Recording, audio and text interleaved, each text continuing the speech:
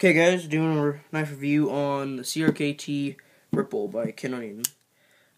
See, it says Ken Onion design right there. CRK on the other side. And then it's blade stamped with a serial number right there. But anyway. First off, we'll talk about the price. I got mine for $29 at Walmart. Now they do make a more expensive, more custom, or not custom, but more expensive, better blade steel version.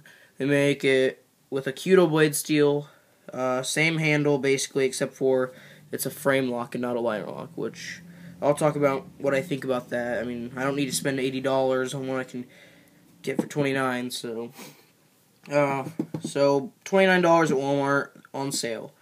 Great knife, by the way, is what I think. Comfort in the hand is amazing. It locks into my hand. It's got jimping on the liner, which locks in my finger with combined with that choil right there, and then on the top it's got really purposeful, good jimping across the top that my thumb locks into. So and then along with the rippling on the side, there's no way this is slipping out of my hand.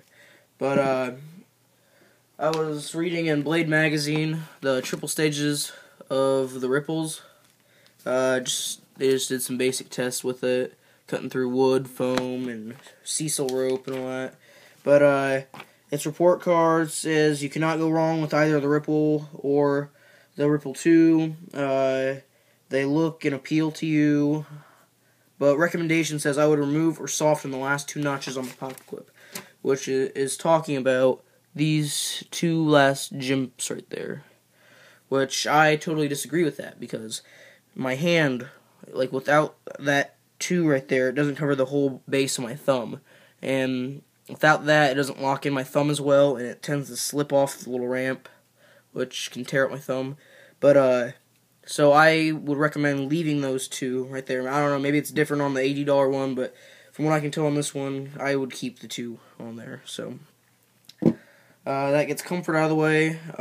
This is the Ripple, not the Ripple 2. So it's the bigger version with a, let's see, we got a 3.25 inch blade with a 4-inch handle. So 4-inch handle with a 3.25 inch blade. That's the size. The clip, this is my one real beef with the knife. The clip is only tipped down, which I don't like, because you think about it, this is your pocket right here, okay? This is the outside of your pocket. And you clip it on. Oh, okay, so it's clipped on. I ripped through the rag. It clipped on, and so this is the inside of your pocket right here. If you bump that little flipper, this thing's so smooth it'll shoot out, and it'll cause more danger to you than it will with tip down. It's up against the side wall of your pocket right there. So even if you bump your pocket, that flipper, see, it's not coming out because it's up against the side of your pocket. That's just what I feel about tip up, tip down carry. I prefer tip down, but but tip up's fine, I guess. It rides low. It's a good knife, but that's my one real thing with the knife that I would change. Construction is torque bit construction on the pivot, the two body screws, and actually there's 4 body screws because they got the pillars in there. Let me open it. The pillars, see. So that's that torque bit construction. Material is an aluminum handle. I think it's 4601 aluminum. And this is I think it's the K. I don't know. I don't think that's a steel, but I'm not sure on the steel on this. But whatever it is, it stays razor sharp. The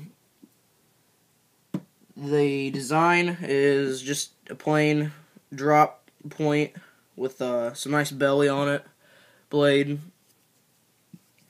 With a rippling handle. It's kind of like a ripple. See, it's kind of like a wave across, but that's where it gets the name, I'm guessing. Lanyard hole is plenty big, big enough to fit 550 cord through without gutting it. So that's a big one, big lanyard hole. Next is the blade shape, blade shape. Sorry, I already did blade shape. Design, I already covered that. I'll do some cut tests right here, show you how sharp it is. I haven't touched this up since I got it in January, and I've been carrying it a lot since. So, see, razor sharp. Whatever it is, I feel like it's comparable with AUS 8, or maybe even, heck, maybe an 8 CR13 MOV. Holds an edge great, but, so that's that. Next is the designer, which I already covered, is Ken Onion. Philosophy of use is more to me an EDC, but in Blade Magazine, let's see if I can find it real quick. I don't know if I'm going to be able to. In Blade Magazine, it has a little, see there's the arrows too, which I wouldn't mind getting. That's another Ken Onion design. But it says in Blade Magazine that it's a gentleman's tactical folder. Which, I mean, I kind of disagree with because I don't know how well that liner is going to stand up. I mean, it does. It's like lockup at set probably 50%, but it's kind of thin. So I don't think it would serve well as a defensive knife, but it's a gentleman's knife is what Ken Onion's saying, basically. But I just use it as EDC. And I already covered jimping, so that's the knife, guys. Oh yeah, one more thing. It has the IKBS, which I think it stands for Icoma. Yeah, Icoma Korth bearing system, which is just basically a little ring instead of like a phosphorus bronze washer. It has a little ring and it has a bunch of metal balls in there around the ring on both sides, and it's recessed into the handle. And it's my smoothest knife probably. It just flies out.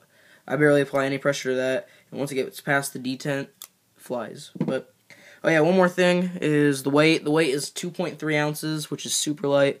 If you can see down in there, let's see if I can see right there, those holes. It is very well skeletonized. I think I can count 1, 2, 3, 4, 5, 6, 7 holes. 7 holes, so that really helps. But great knife, guys. Go to Walmart, get yourself one for $30. $30 well spent. I'm out, guys.